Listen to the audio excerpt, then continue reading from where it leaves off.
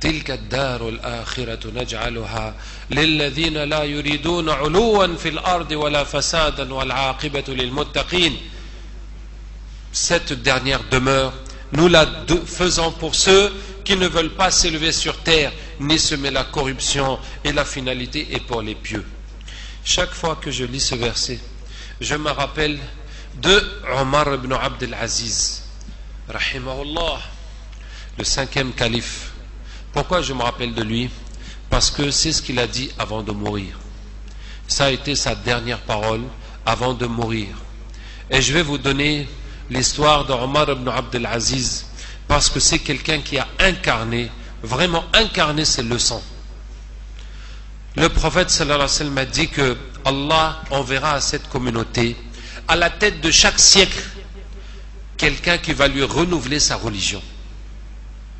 Et à l'unanimité des savants, le premier est Omar ibn Abd al-Aziz, qui a été roi de l'an 99 à l'an 101 de l'Égypte. Donc effectivement, il vient à la tête du siècle, pile poil. Omar ibn Abd al-Aziz était un homme extrêmement pieux, de la famille royale, et il descend de Omar ibn al-Khattab radiallahu anhu.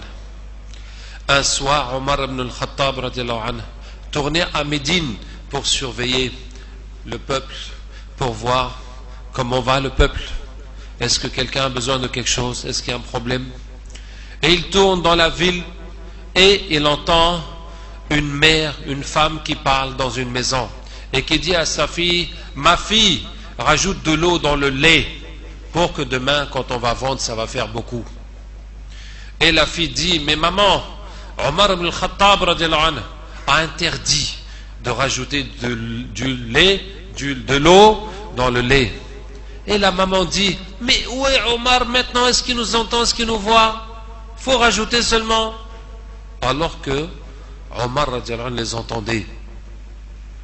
Et la fille dit: si Omar ne nous voit pas, le Dieu de Omar nous voit. Vous voyez?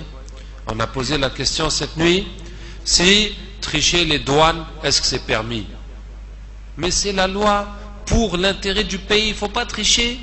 Hein? Et Sayyidina Omar a fait cette loi, hein, ne pas rajouter de l'eau dans le lait. C'est tout. On a dit ça pour l'intérêt de tout le monde, c'est tout. Il n'y a qu'à faire maintenant. Hein? Sayyidina Omar a été séduit par la piété de cette jeune fille. Et le matin, il a réuni ses enfants, ses garçons, et leur a dit: écoutez, il y a une fille, il faut que l'un de vous la marie, parce qu'elle est pieuse, et j'espère que Allah va faire du bien dans ma descendance avec elle. Et les garçons hésitaient, et Sayyidina Omar a dit: allez, si personne ne veut, je vais l'épouser moi-même. Et un d'entre eux, Asim ibn Omar al-Khattab, s'est décidé de la épouser. Ils ont une fille, malheureusement je ne connais plus le nom de la fille, mais cette fille que le fils de Omar a eu avec cette jeune fille, cette fille-là a marié un des rois omeyyades. Et elle a eu un fils, et le roi s'appelle Abdul Aziz. Et le fils qu'ils ont eu, c'est Omar ibn Abd al-Aziz. Et la tradition chez les Omeyyades, c'était que chaque roi désignait son successeur. Chaque roi, avant de mourir, écrivait un testament désignant le successeur. Et puis il réunit la famille royale, dit: voilà, est-ce que tout le monde est d'accord de suivre, d'écouter, d'obéir celui dont le nom est écrit ici? Et ils disent oui. Et puis voilà. Et on cache ça jusqu'à ce qu'il meure. Et quand il meurt, on va ouvrir et on va dire: le roi c'est tel. C'est comme ça qu'il faisait. C'est comme ça. Le roi, c'était pas forcément le fils du roi. Ça pouvait être son fils, ça pouvait être son frère, ça pouvait être son neveu. Ça reste dans la lignée de la monarchie. Et le roi avait un conseiller. Le roi qui a précédé Omar ibn Abd al-Aziz avait un conseiller qui était pieux. Et le conseiller lui dit: Majesté, vous savez, votre Altesse royale, que dans votre vie, dans votre royaume, vous avez fait pas mal de bêtises. Et maintenant, vous allez retourner chez Allah. Et ça risque de ne pas être facile de vous en sortir devant Allah. Alors, au moins, puisque vous allez mourir, hein, laissez quelqu'un de bien derrière vous, ça va vous ramener un peu de hasanat, ça va vous aider. Mais si vous laissez quelqu'un qui est pire que vous-même, donc non seulement vous allez payer vos péchés, vous allez encore payer les péchés de l'autre. Là, vous n'allez plus vous en sortir. Hein? Et le roi a dit qui? Il lui dit Omar ibn Abd al-Aziz. Il dit d'accord. En même temps, Omar ibn Abd al-Aziz allait voir ce conseiller. Il lui dit il ne faut surtout pas que le roi y mette mon nom. Hein. Il lui dit non. Ton nom. Jamais même. Il ne va jamais penser mettre ton nom. Qu'est-ce que tu dis toi? Hein? Et il l'a laissé comme ça. Hein? Jusqu'à ce que le roi est mort, on a rassemblé la famille royale et le nouveau roi est Omar ibn Abd al-Aziz. Et Omar lui dit quoi? Tu m'as fait ça? Il dit oui, je t'ai fait ça. Hein? Et Omar ibn Abd al-Aziz, tout de suite, qu'est-ce qu'il dit? Il appelle le secrétaire. Il dit tu écris. Voici la lettre de Omar ibn Abd al-Aziz, le nouveau roi, à tel gouverneur. Tu n'es plus gouverneur, c'est l'autre qui est à ta place. Et il a changé tous les gouverneurs en même temps. Hein? Et le conseiller du roi lui dit bon, il faut te reposer aujourd'hui, on va commencer demain. Il dit c'est ça, oui, tu me colles là-bas, c'est toi qui vas payer avec moi le jour dernier. C'est à moi de gérer ça maintenant. J'ai cette responsabilité, c'est moi qui va payer, c'est moi qui dois gérer ça. La première chose qu'il a fait, c'est de changer tous les gouverneurs. La deuxième chose qu'il a fait, il a ramassé toute la richesse de la famille royale, il a tout remis au trésor public. Tout ce qu'il y avait chez ses sœurs, chez cousines, chez tantes, ses nièces, tout. Leurs bijoux, il a tout ramassé, mettre dans le trésor public. Et il disait, c'est mon papa qui m'a donné ça. Il dit, ton papa, il a volé ça au peuple. Il a tout remis dans le trésor public. Hein? Omar ibn Abd al-Aziz, radiallahu anhu, une fois était avec un de sa famille, de la famille royale. Et il avait des dattes. Et il lui a pris, il a rempli ses mains de dattes comme ça. Et lui dit, qu'est-ce que tu en penses? Si quelqu'un mange ses dattes pendant une journée et boit de l'eau, est-ce que ça peut lui suffire? Il dit, bon, peut-être. Alors il a ramassé plus de dattes. Il dit, ça lui suffit? Il dit, oui, ça lui suffit largement. Il dit, alors pourquoi tu vas rentrer en enfer? Si tu as besoin de ça pour vivre, de cette poignée de dattes pour vivre tous les jours, mais pourquoi tu vas aller chercher, faire n'importe quoi jusqu'à ce que tu vas en enfer? Alors que tu as besoin de presque rien pour vivre. Et cet homme dit, jamais une leçon de morale ne m'a autant touché.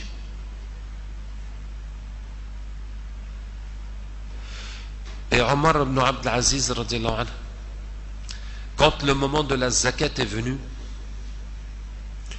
ils n'ont pas trouvé qui va prendre la zakat. Ils n'ont pas trouvé à qui donner la zakat.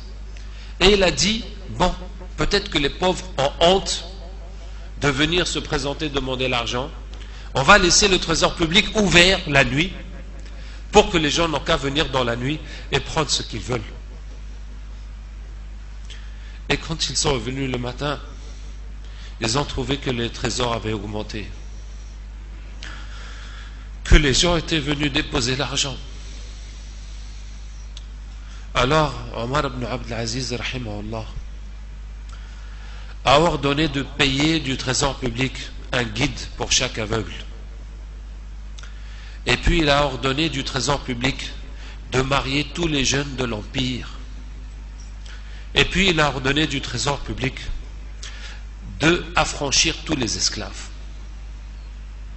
dans tout l'Empire musulman. C'est quand il était roi que les musulmans sont rentrés en Espagne. En Espagne. Depuis l'Arabie, l'Irak, l'Iran et de l'autre côté l'Égypte jusqu'au Maroc, tout ça, il n'y avait plus de pauvreté. Il n'y avait plus de besoin. Il n'y avait plus de célibataires. Il n'y avait plus d'esclaves. La piété d'un seul homme a changé tout le peuple, tout le pays.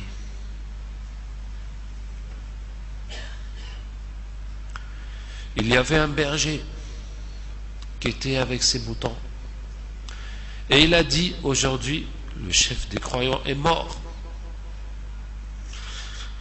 On lui a dit, comment tu as su ça? Il a dit, le loup marchait avec les moutons. Et aujourd'hui, le loup a tué un mouton. Les loups n'agressaient plus les moutons. Avec la miséricorde qu'Allah a descendue, grâce à Omar ibn Abdelaziz, rahimahullah. Et quand il est mort, le loup a tué le mouton.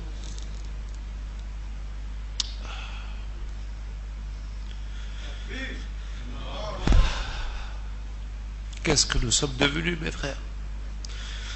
Qu'est-ce que nous sommes devenus? À courir après la dunya, à courir après le kofar. Qu'est-ce que nous sommes devenus? Qu'est-ce que nous avons fait de cet islam qu'Allah nous a donné? Qu'est-ce que nous avons fait de cette richesse qu'Allah nous a donnée? On a jeté ça pour courir après la merde des kofars.